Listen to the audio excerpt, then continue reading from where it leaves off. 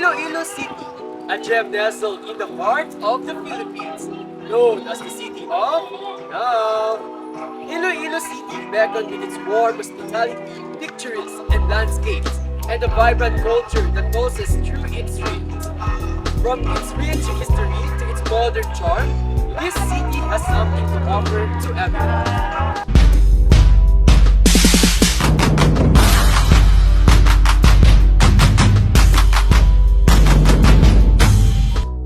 We're diving deep into the heart of the enchanting Iloilo City, the City of Love, known broadly hailed as the City of Gastronomy. Join us as we uncover the captivating blend of scenic beauty, pristine surroundings, and of course, the mouth-watering delights that define this culinary paradise. Iloilo City is a treasure trove of history, with every street corner echoing tales of its vibrant past and the resilient spirit of its people. Plaza Libertad, formerly known as Plaza Alfonso XII, is a historic plaza located at the heart of Iloilo City proper. This is where the flag of the First Philippine Republic was raised in triumph after Spain surrendered Iloilo to the revolutionary forces led by General Martin Delgado on December 25, 1898. Viva Pit Señor! Welcome to San Jose Placer Parish Church, also known as San Jose de Placer Church. It is a Roman Catholic church in Iloilo City, Philippines. It was built in 1607 by the Jesuits and is considered the first ever church in the city of Iloilo. The church houses the replica of Santo Niño de Cebu, the patron saint of the Dinagyang Festival. It is located in what was once known as Plaza Alfonso XII, now Plaza Libertad, a historic plaza in Iloilo City.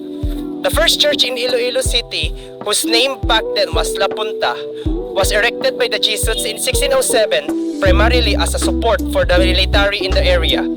During World War II, the church was saved from being bombed by the Americans after they received information that the Japanese were not holed up in the church as they were previously informed. Between 1980 and 1982, the church was renovated and a new marble floor was laid under the direction of the poet-writer Father Gilbert Centina. San Jose Church is one of the few parishes in the Philippines still under the Augustinians. So this is the Iron Dinosaur. We're used to transport sugar canes during the glory days of the sugar industry in the Visayan region, with the distinction of having the only railway system in the country outside Luzon. Steam locomotive number 888, not its original name, is an Alco 260 Mogul train. Model brought here in the Philippines, Mogul 260 trains were built in 1850s and have a greater rail track adhesion and could travel on light track due to its lightweight. A hidden inscription just below the boiler of steam, locomotive number 888, shows that it was built on September 14, 1923, with a boiler number 75781D8 and originally called train number 5434. This painted black and red steam locomotive is without its special rail vehicle containing the locomotive's fuel such as wood, coal, or oil and water.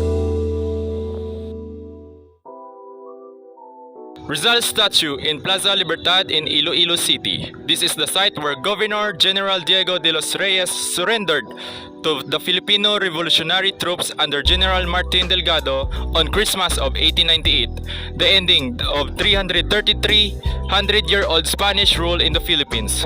Iloilo is the last bastion of power of the Spain in the Philippines. Another monument can be seen here in Plaza Libertad is a tree fist breaking through a marble tablet. It was placed here in 2004 for the heroes and martyrs who struggled and continue to struggle for the Filipino people.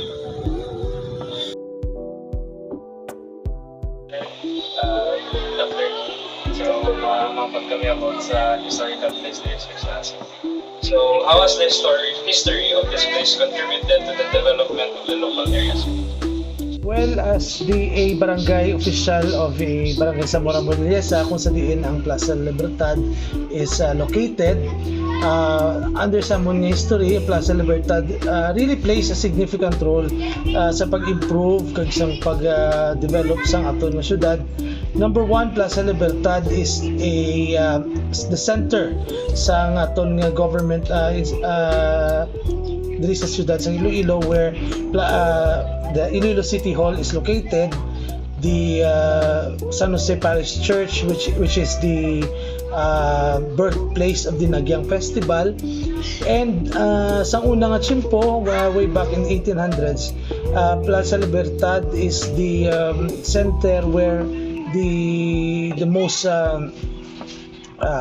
progressive street in Iloilo is located, which is the De La Rama Street, or formerly known as Calle Progreso during the Spanish era.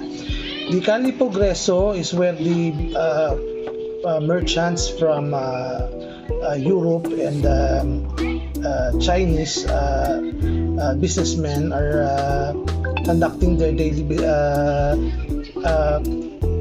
merchants. It is well known as the most progressive street in Iloilo, and I believe that is the reason why the Plaza Libertad was born. It was established in the around 1800s, and it is a nangin place kung sa diin ang mga aton nga mga diplomats and aristocrats are nagalagaw during the Spanish era. Okay, sir, second question is, how did Plaza Libertad became a significant icon and evolve into a landmark? Well, Plaza Libertad was declared by the National Historical Institute as a national historical landmark. It was also awarded as the Galing Pook awardee, and I believe Plaza Libertad is well known to the Ilonggos, but not just by the Ilonggos, but by the visiting foreigners, because kanami sa iyang ambience kung mag-visit dito sa Plaza Libertad, no? At the same time, makita natin dira ang statue ni sa aton national hero, kag matinlo ini matawhay, kag may makita naton gyud ang mga famous naton nga mga buildings around the Plaza Libertad.